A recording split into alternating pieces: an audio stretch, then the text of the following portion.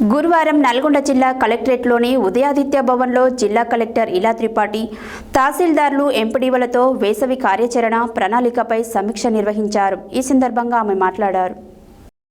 గురువారం నల్గొండ జిల్లా కలెక్టరేట్లోని ఉదయాదిత్య భవన్లో జిల్లా కలెక్టర్ ఇలా త్రిపాఠి తహసీల్దార్లు ఎంపీడీఓలతో వేసవి కార్యాచరణ ప్రణాళికపై సమీక్ష నిర్వహించారు. ఈ సందర్భంగా ఆమె మాట్లాడుతూ ఎక్కడైనా తాగునీటి పైపులు, నల్లాలు తదితర అత్యవసర మరమ్మతులు ఉన్నట్లయితే గ్రామ పంచాయతీ నిధుల నుండి చేయించాలని ఆదేశించారు. తప్పనిసరి పరిస్థితుల్లోనే ప్రైవేటు వ్యవసాయ బోర్లకు అనుమతి ఇవ్వడం జరుగుతుందన్నారు. పట్టణాలు, గ్రామాలలో తాగునీటి సమస్యలు ఉత్పన్నం కాకుండా రూపొందించే వేసవి కార్యాచరణ ప్రణాళికలో స్పష్టమైన రోడ్ మ్యాప్ తయారు చేయాలని, ఎక్కడ సమస్యలు ఉత్పన్నం కాకుండా ఉండే విధంగా చర్యలు చేపట్టాలని, రానున్న 150 రోజులకు ప్రణాళిక రూపొందించాలని చెప్పారు.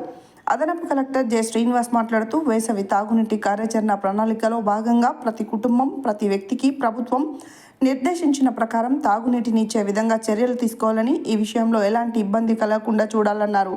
ఇందుకు సంబంధించి గ్రామీణ ప్రాంతానికి కార్యాచరణ ప్రణాళికను అధ్యయనం చేయడం జరిగిందని, మిషన్ భగీరథ గ్రిడ్లో అలాగే నీటి సరఫరాలో ఎలాంటి సమస్యలు లేవని, అలాగే అంతర్గత సరఫరాలో ఉన్న సమస్యలను గుర్తించడం జరిగిందని, ఎక్కడైనా హ్యాండ్ పంపులు, తాగునీటి పైప్ లైన్లు మరమ్మతులు ఉంటే వెంటనే చేపట్టాలని అన్నారు.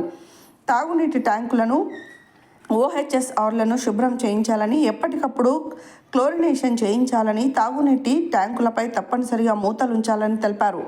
ఈ సమావేశంలో మిర్యాలగూడ సబ్ కలెక్టర్ నారాయణ అమిత్ తదితరులు హాజరయ్యారు.